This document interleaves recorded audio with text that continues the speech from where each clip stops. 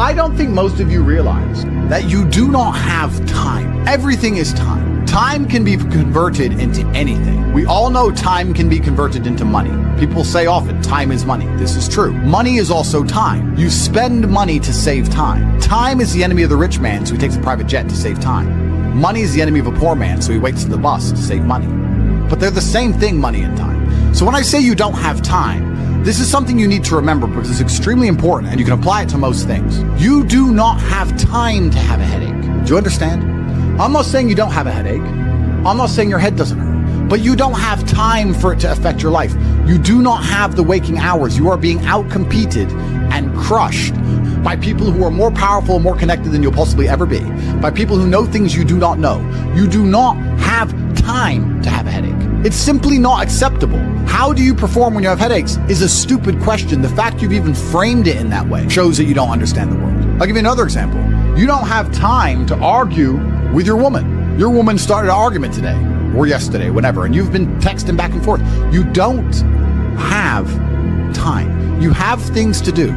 There's unlimited work in the universe. You don't have time to have a headache or message girls or scroll Instagram. You don't have time for any of these things. Time is your lifeblood. It's all you've got. You can turn time into reputation. You could turn time into global fame. You could turn time into respect. You could turn time into a fantastic body. You could do anything with your time. You could choose a random embassy. You could choose a random country that you have beef with. Chile. And you could go stand outside the Chilean embassy with a sign saying, "Down with Chile," for no reason. But if you stood there every single day, after about 2 years, people would be like, who is this guy and why does he hate Chile so much? You can turn your time into anything you want. So how are you going to waste it sitting around saying, I have a headache? Boo boo, I have a headache. But the question is framed incorrectly. If I have a headache, I don't care. And one of the main reasons I don't care is because my enemy doesn't care. You know, when I got injured when I was training for fights, my coach would often say to me, is your enemy going to hit you less or show you mercy because of this injury? If you say, okay, we're about to fight, but halfway through the training camp, I hurt my foot, so, take it easy. No, he's going to try and destroy me anyway. So if he doesn't care, why do I care? And why does my coach care? Nobody cares. The people who are trying to steal your woman, and trust me, everyone is. The people who are trying to take the money that you want to earn and put it in their pocket before you can. The people who want to have large and gorgeous feathers on their peacock to show the world all the amazing things they've done. They don't care that you have a headache. So why do you care? You need to reprogram your mind. You don't have time to have a headache. You don't have time to be doing the majority of things you do. And there's always been and always will be, and we could talk about that again. We were talking earlier about competence, right? Do you think a woman sees you as competent if you complain about having a headache? Let's say you have a headache. It's fine. You have a headache. I'm not disputing that. Maybe it really hurts. That's terrible. If you go, oh, I've got such a bad headache, do you think a woman looks at you and goes, yes, oh, I found the guy for me? She may not say anything. She may say, oh, do you want a pill? But really, deep down, this guy's a dickhead. I mean, if you got hit in the head with a hammer or shot in the face, fine. But why do you have a headache? From what? Scrolling TikTok. A lot of you deserve the failure you endure. The universe is very giving. I often believe, people say the world's not fair. I'd argue that karmic retributions, and in the long run, all in all, is pretty fair. Karmic retributions are real. In the end, God gives you exactly what you deserve. So if you're not happy with your life, you have to ask yourself, do you really deserve more? Have you really tried 100% of the time? Did you ignore that headache? Are you as competent as you could possibly be? Have you given 100% every time you've done anything? No. You deserve what you have. You deserve your mediocrity because you're an average person. You want a Lambo and these women and a boat and whatever else you want because you see it on Instagram. But wanting something and deserving something are very different things. If you truly deserved it, you'd be working for it in a way that ensures it would be given to you by the universe. Every single thing I've ever wanted, I have got. Maybe not instantly, maybe not easily. In fact, certainly not both. It was always difficult and it always took time. But I really wanted them, so I always got them. And I put in enough work to show God and show the universe I deserve them, so he gave them to me. I cannot remember a single time, and I state this as a matter of fact, this is not hyperbole, I cannot remember a single time I have ever decided not to do something that must be done because I had a headache. Ever. Ever.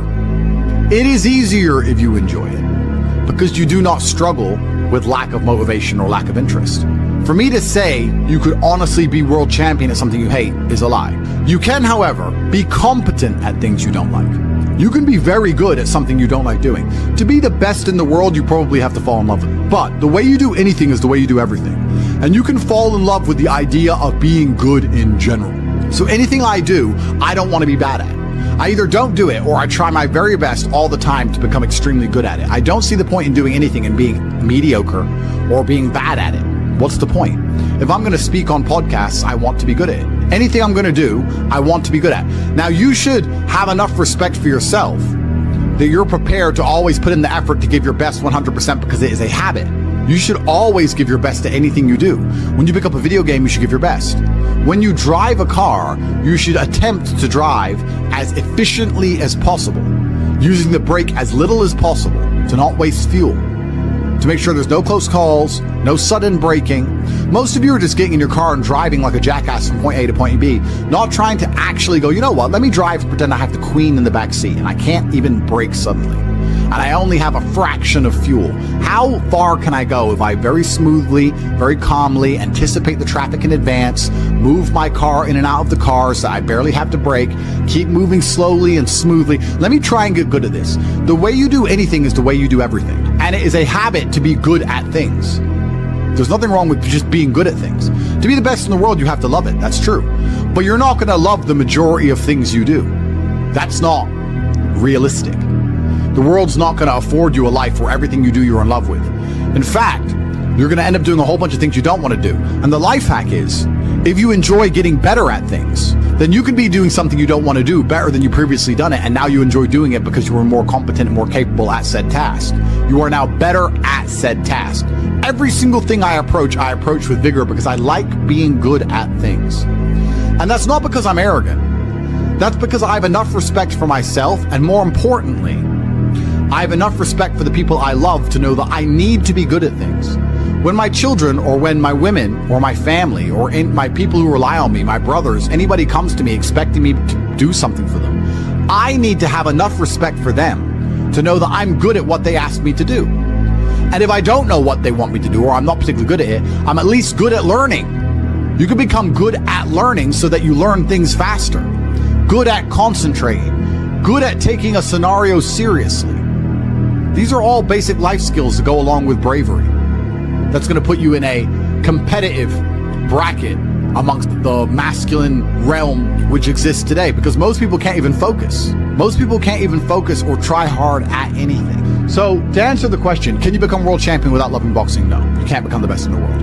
However, you can become very good at it because you can have enough discipline to ensure that you go to training, and you can make sure that you're the kind of person who, if you're going to go to training, you're going to try your best. Guys, you're going to go to training for an hour. Whether you try hard or don't try hard, you're going to spend an hour in the boxing gym. There is no reason to not try. That is a learned habit. And what you often find with people who need to be motivated into things, because they're not disciplined enough to do things and not disciplined enough to do things properly, they'll go and say, I went to boxing training, as if that's all that it's about. It's not about going to the training. It's about trying hard in the training. It's about giving it your all. It's about dedicating yourself. You're going to give an hour up anyway. There's no reason to not try. Most people go through their entire adult life without trying 100% hardly ever. Think about it. Even when you go to the gym, you don't try 100%. You try 60%, 70%. You don't try 100% at home. What do you try 100% with? Do you really try 100% with work? Are you really moving that mouse as quickly as you possibly can? No, you're not trying. So you have people who have gone through life and are going through life without even giving 100% of what they've got ever. And it's interesting because we're entering the most competitive period of human history. So you need to get very good at everything you do, all of the time. You'll learn a lot of lessons about psychology in the boxing room. Now, they're not related, technically. One's exercise, one's the psychology of people. But you'll learn in the fight ring, you'll learn that you're not tired when you're winning. You're tired when you're losing. That once you start to win, you get to find unlimited energy from the universe from somewhere, and you just continue to push forward, no matter how hard it is. Winning is easy. It's trying to turn it around when you're losing that is difficult. You take this lesson from boxing and you apply it to everything else in life. You apply it to money and say, once I start to make money, I know I will have endless motivation to keep making money. It's just hard to make money in the first place. It's hard to get over that hurdle, but once I get going, it's easy. It's a positive reinforcement loop. It's a spiral upwards into infinity. It's a tornado that takes you to the promised land. So to have that unique psychological conclusion, that unique psychological input, you had to become good at boxing. So it's very important that you're good at everything you do, all of the time. Don't do it if you're not going to try. But you don't want people to learn bad habits. But it's a bad habit to coast. It's a bad habit to spend time and waste it. It's a bad habit to go, I tried, I went, I didn't give it my all, but at least I went. You see this kind of cope online all the time. Yeah, at least I went. It's going that matters. That's not true. It's trying that matters. So you see this kind of cope. Yeah, well, I didn't feel like going to the gym, but I went and just had a light session. Why? You went anyway. So why did you have a light session? If you're gonna go, do it. If you're gonna do it right. There's no point in half doing anything. You may as well have not done it at all. So this idea you can coast through things, this idea you can lazily try or pretend to try or just showing up counts, I dispute all of that absolutely. You give 100% of your heart, soul, and vigor to anything you do, and it becomes a habit so that it's all you know how to do. Before you know it, you're driving a car trying to do it as well as possible. And you're having a conversation trying to be as clear and compendious and concise as possible. And you're trying to make money as much as possible, as efficiently as possible. And you're trying to educate your children as well as possible. You're trying to protect your family as much as possible. You're trying to get as strong as possible. Because all you know is maximum limits. That's all you've ever done. You've never done any of this, that garbage can go out the window. So you need to get good at getting good at things. And you need to get good at trying 100% at all things, whether you like them or not. And this will give you a base level of competency in all realms, even if you're not in love with said task. Success is like being pregnant. Everyone says congratulations, but nobody knows how many times you get fucked. Absolutely. But that's the beauty of success, right? Because all the times you get fucked teach you the lessons you need to be successful in the first place. You would never be successful without getting screwed over. And also, you wouldn't be happy with your success without getting screwed over. The reason you appreciate that woman who's so good to you, who you trust with all your heart, who's loyal to you, is because that other woman cheated on you. If you had never seen a terrible, narcissistic, cheating woman, you wouldn't appreciate a good, kind-hearted one. There is no light without dark. So it's very important that you go through these bad things, one, to learn lessons, but two, to learn gratitude and appreciation for things once you have them. It's extremely important. Every time something bad happens to you, you need to say thank you to God. Thank you, God, for giving me this difficult time, for me to learn lessons, and for me to have more appreciation for my fantastic life in the future. That's how you should approach life. And especially success is exactly the same way. The lessons you'll learn failing along the way will ensure that when you get to the top, you can keep it. It's difficult to think of a scenario where being brave would be a negative mindset for you to be able to tap into, because bravery affords new options you haven't previously considered. If you're a coward, you don't have certain options on the chessboard because you simply don't have the bravery to make X moves. But if you are brave, you can analyze these moves. So you have a whole bunch of moves that most people don't have. Most people do not have the bravery to consider alternate paths. You need to be able to look at the chess moves that most people will not be prepared to make, and most people live very afraid. So bravery is an extremely important skill to hone. It's something you should practice. You should often sit and think, what would be the bravest decision I could make in this scenario? What would be the bravest one I could possibly make? And consider it. I'm not saying do it, but you should get in the mental model of considering it. Because quite often when you're a coward, brave decisions don't even cross your mind, ever. They don't even cross your psyche. They're not even something that's interesting to you. You haven't trained your mind to consider them. So you need to train your mind to consider bravery, because bravery is something that is going to universally apply throughout your life. It doesn't matter if you're rich, it doesn't matter if you're poor, it doesn't matter if you're in Thailand, it doesn't matter if you're in Peru.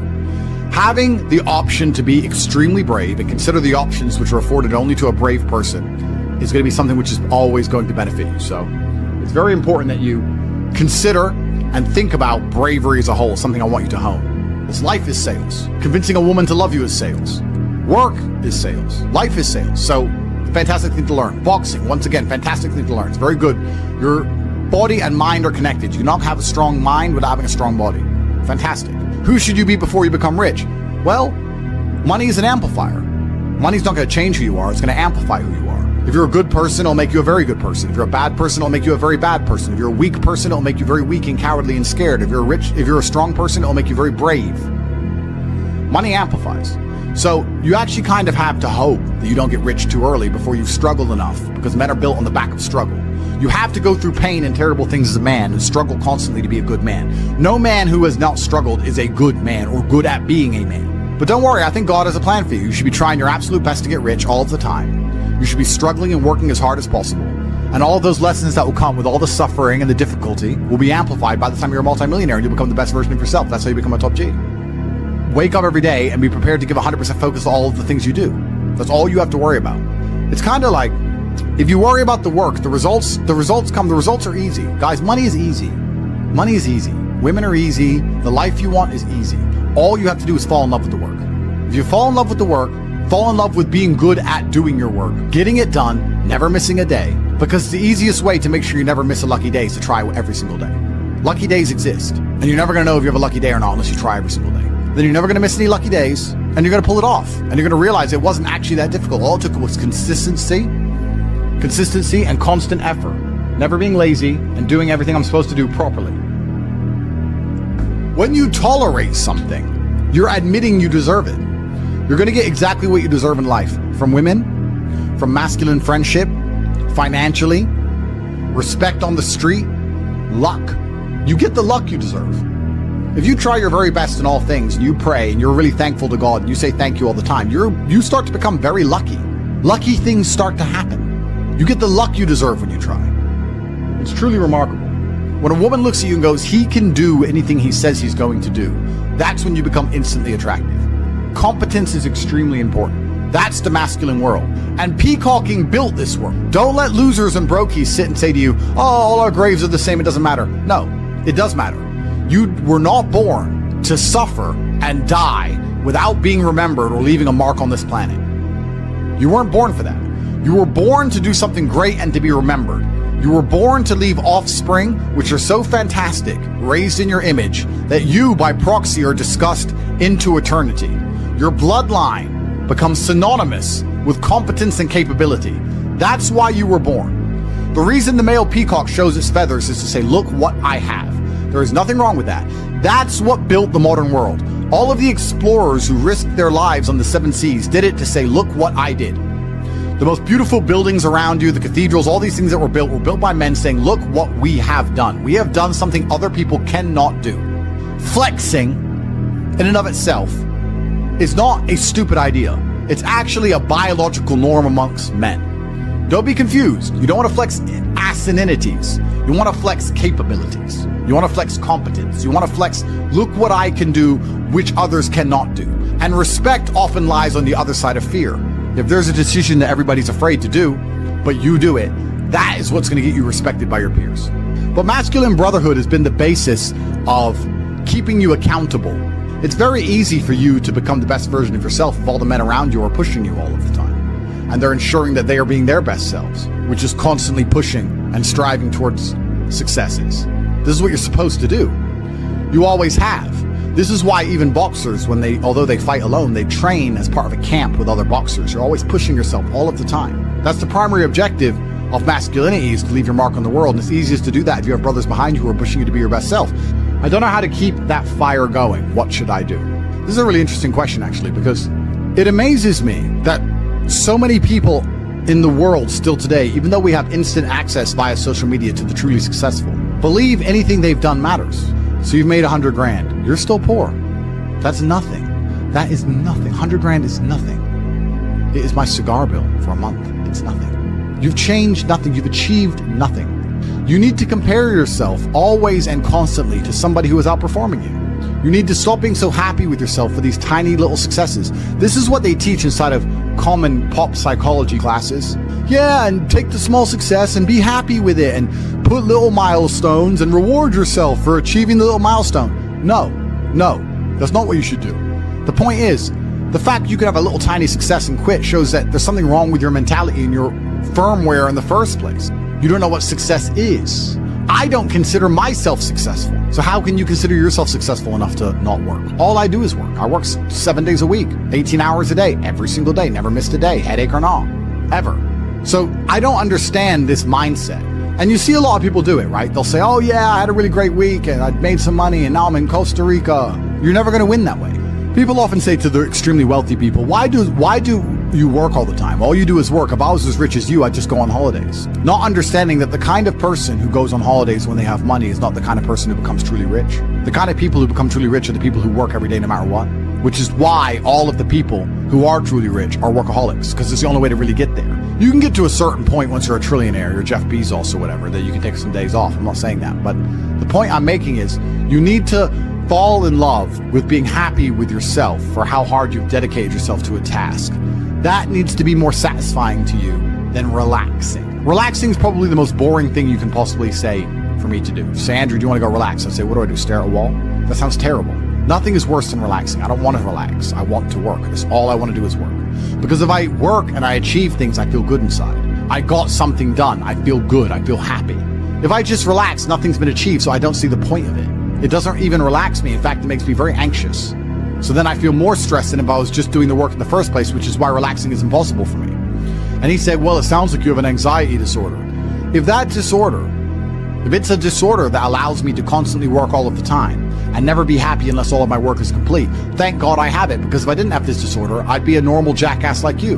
Guys, time is running out for a chance to win. It truly is. You guys are truly running out of time. It's very important that you get your act together quickly. So if you want to call it anxiety disorder, then get one. Don't be talking about headaches. Don't be talking about working. Don't be arguing with women. You have things to do, right? It doesn't matter if you have a headache or not. You must work. Anxiety sounds like free energy. Could give me more. Absolutely. Anxiety is exactly that. It's free energy. Nervousness is free energy. The inability to rest or relax or sleep is free energy. You just have to have the discipline to direct it in the correct directions. You need to sit at home and feel this fire inside of you because you do not have all of the money you want, all of the respect you want, and your name has not been echoed into eternity. You're not etched into the halls of history. You need to take all of that fire inside of you and all of that anger and direct it at one task. And you need to try your absolute best to ensure you succeed in that task. It's down to you. I can't drag you across the finish line. I can only show you where the race is and try and hype you up before you run. I can take you to the start line. I can tell you you can do it. I can tell you how fantastic it is when the race is over. I can tell you it is worth it, but you have to be the one to run the race. I can't carry you. If you're going to ask me stupid questions about headaches, you're never going to make it. There's going to be a huge contingent of the populace that never make it. But when you do, it is worth it because you're remembered. And that's the whole point of being alive as a man in the first place, is to go down in history. It's not to go through life comfortably. It's not to go through life without struggle, without pain. The point of being a man in the first place is so that you suffer enough for people to remember you, to die for something, to live for something. That's the whole point in all of this. There's nothing else to do, and make your name synonymous with something fantastic which has affected humanity and culture. That's all it's about. And it's very difficult to do that if you're insignificant and broke and lazy and stupid with a fucking headache.